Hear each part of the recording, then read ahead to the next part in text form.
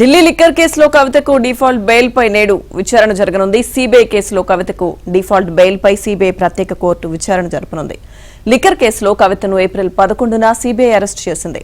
అయితే నిర్దేశిత 60 రోజుల్లో సిబిఐ పూర్తిస్థాయి ఛార్జ్షీట్ దాఖలు చేయడంలో విఫలమైందని జూలై 8న కవిత తరపు లాయర్లు వాదనలు వినిపించారు.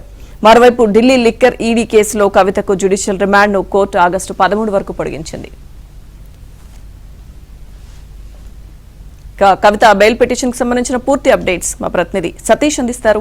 సతీష్, లక్ష్మీదుర్గ ఢిల్లీ లిక్కర్ సిబిఐ కేసులో కవిత డిఫాల్ట్ బెయిల్ పై నేడు రాజ్యాంగ కోర్టులో విచారణ జరగబోతుంది. నిర్దేశిత 60 రోజుల గడువులో పూర్తి స్థాయి ఛార్జ్షీట్ ను దాఖలు చేయడంలో సిబిఐ విఫలమైందని జూలై 8న జరిగిన వాదన సందర్భంగా కవిత తరపు న్యాయవాదులు వాదనలు వినిపించారు. అయితే లిక్కర్ కేసుకు సంబంధించి ఏప్రిల్ 11వ తేదీన కవితను తిహార్ జైల్లో సిబిఐ అరెస్ట్ చేసిన అనంతరం ఆమెను సిబిఐ విచారించింది. తిరిగి తిహార్ జైలు పంపడం జరిగింది. ఇక తాజాగా ఢిల్లీ లిక్కర్ కేసులో ఈడీ కేసులో ప్రధానంగా కవితకు ఆగస్టు 13 వరకు రిమాండ్ జ్యుడిషియల్ రిమాండ్ పొడిగించింది. ప్రస్తుతం కవిత తిహార్ జైల్లో ఉంది. ఈ రోజు కవితను మాజీ మంత్రులు కేటీఆర్, హరీష్ రావు కూడా ములాఖత్ కాబోతున్నట్టు కూడా సమాచారం అవుతుంది. వారు ప్రస్తుతం ఢిల్లీ పట్టణంలో ఉన్నారు. ఉదయం కవితతో నేరుగా వారు కోర్టుకు నేరుగా తిహార్ జైలుకు వెళ్లి తిహార్ జైల్లో కవితతో ములాఖత్ కాబోతున్నట్టు.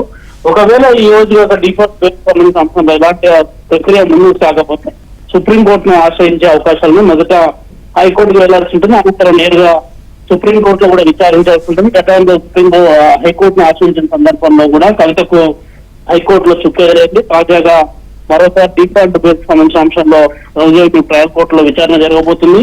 విచారణను బట్టి అనంతరం హైకోర్టుకు వెళ్లే ఆలోచన కూడా బీఆర్ఎస్ కి సంబంధించిన ముఖ్య నాయకులైన కేటీఆర్, అదేవిధంగా హరీష్ రావు కూడా ఢిల్లీలో ఉన్న న్యాయవాదులను కూడా చర్చించే అవకాశాలు కూడా స్పష్టంగా కనిపిస్తుంది.